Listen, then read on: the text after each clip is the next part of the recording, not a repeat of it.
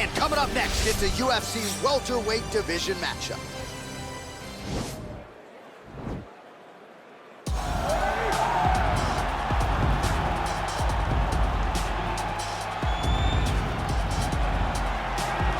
All right, so here he is, one of the better offensive takedown guys we have in the UFC, DC. And if anyone is well-equipped to speak to this, it is you. The opponent knows what's coming. At least to this point in the UFC, no one's been able to stop him. He just has to keep him away, because the moment this guy gets close enough to either grab a leg or make body contact, now you're in trouble. He has a knowledge and an understanding of position from a lifetime of just all grappling, judo, wrestling, sambo. He does it all, and he has just so many ways to get you to the floor. This guy once told me that if he can get your leg, he's going to finish. Because he's going to give you so many things to think about, you will not be able to process and keep up with him, and eventually you're on the mat. It's unbelievable to watch him apply that knowledge to the mixed martial arts fight. And as the wrestlers say, this is not a guy you want anywhere near your bracket. No, you don't want him in the bracket. All right, so here he is, the Nigerian Nightmare, and you can also now call him the UFC welterweight champion. He had to go 10-0 in the UFC to finally realize that UFC belt, beat Tyron Woodley, and establish himself as the standard at 170 pounds. And he never lost track of what was out in front of him. Even though he had to win 10 fights, Kamaru Usman understood that he would do whatever it took to become UFC champion. And when he got that opportunity, it was the wrestling, the cardio, and the ability to follow the game plan set out in front of him by Henry Hooft and Greg Jones that allowed him to blank Tyron Woodley on the scorecard and win that welterweight championship. Unbelievable performance by Usman. Truly one of the hardest workers in the game, and if you watch that Woodley fight, you get the sense that it is going to take a Herculean effort for somebody to dethrone the new hunted at 170 pounds, Kamaru Usman. Our tale of the tape for this highly anticipated welterweight fight. More than 5 years apart, and they both possess a similar height and reach. And now for the particulars, here's Bruce Buff. This is the main event of the evening. And when the action begins, our referee in charge of the Octagon, Yves Loving. And now, this is the moment UFC fans around the world have been waiting for. Live from the T-Mobile Arena in Las Vegas,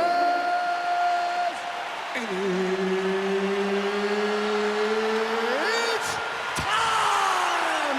5 rounds in the UFC welterweight division. Introducing first, fighting out of the blue corner. This man is a mixed martial artist, holding a professional record of 16 wins, no losses. He stands 6 feet 1 inch tall, weighing in at 170 pounds. Shavkat Rakhmonov. And now introducing his opponent, fighting out of the red corner. This man is a wrestler, holding a professional record of 20 wins, 2 losses.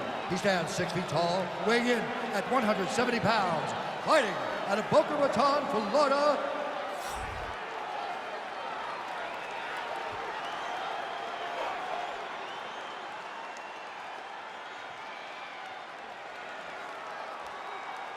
Okay, guys, protect yourself at all time, obey my command at all time. If you want to touch gloves, do it now, go back to your corner. The fighters touch gloves.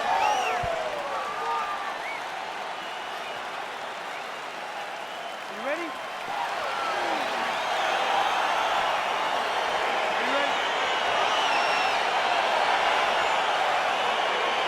Our round 1 is underway between one of the more well-rounded fighters in this division against maybe the best grappler in this division. Going to be interesting to see how it plays out stylistically. Yeah, you would think that he would just avoid grappling at all costs because he seems to have a clear advantage on the feet.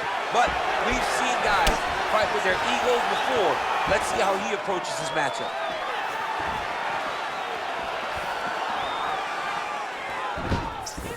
Well, perhaps a sign of things to come as he lands a kick there.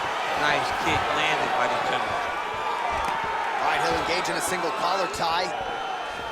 And now he engages in a Muay Thai clinch, and I think a lot of people watching wonder how you can control an opponent like that. Hard. Oh, and he hip tosses him to the mat. Now we'll see what he can do from here, DC. Right into side control. He's going to try to control him, then find a submission. Now he's attacking the triangle. Triangle looks pretty tight, DC. I'm no Brazilian Jiu-Jitsu black belt, but maybe not good here. No, it looks like it's getting in deep.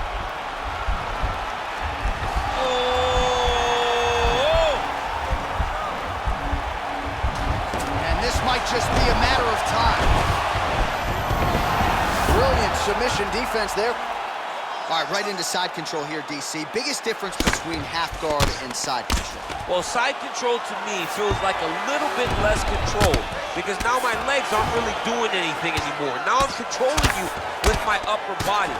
So I've got to be very, very aware.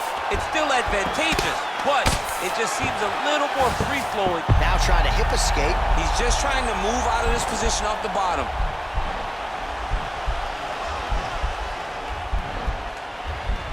The Kimura is not the arm, it's the shoulder pressure that usually makes you tap.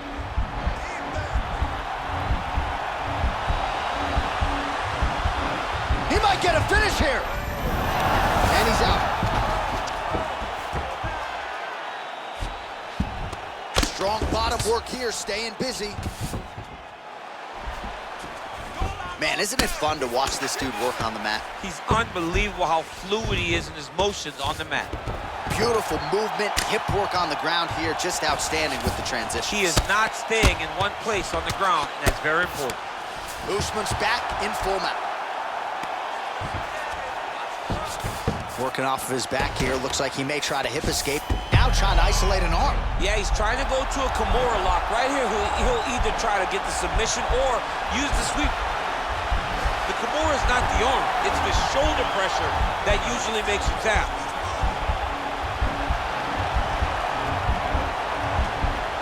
But now DC trying to isolate an arm. Yep, he's using the Kimura. Nicely done. Go, guys, work. Oh, the ground and pound strikes continue to rain down. The opponent better move out of harm's way or the referee's going to stop this. He better start to move, and when his opponent starts to posture, he needs to put his feet on the hip, push him away to try to escape this very, very dangerous position.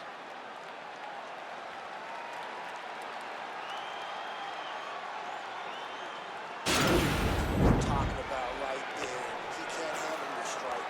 Just keep moving to your left. Just stay away from his power and just keep. Are you ready? Ready? Second round underway. Usman's uppercut, but that one is blocked. Oh, spinning back fist. He didn't telegraph that one at all. Effective punch there by Usman. Left hand punch from the clinch. Wow, huge connection by him there. He needs to get on the bicycle, John. He needs to get into space so that he doesn't get finished. Oh, how about the slam there? That one cannot feel good. All right, so inside the open guard of his opponent. You gotta be careful playing around for too long here on the ground with this guy. Now trying to hip escape. He's just trying to move out of this position off the bottom. The Kimura is not the arm, it's the shoulder pressure that usually makes you tap. But now DC trying to isolate an arm. Yep, he's using the Kimura. It's in there deep, there you go.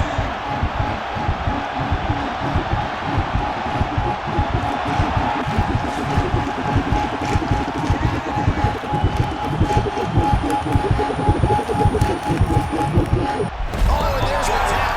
He got the finish, but a beautiful Kimura finish by this great fighter. And I don't care how high your threshold is for pain. When you're in that compromised state, better to tap and fight another guy. It's so crazy because people think the pressure's on your arm. It's all your shoulder.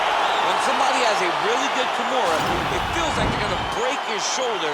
That's why you have to tap. All right, let's take a look back at the replay as he gets it done by submission tonight, champ. He does a great job of staying patient. He doesn't rush or panic. You are never safe when you're fighting this guy. You're in a lot of trouble. You're in a lot of trouble the entire time when you're this good in the submissions.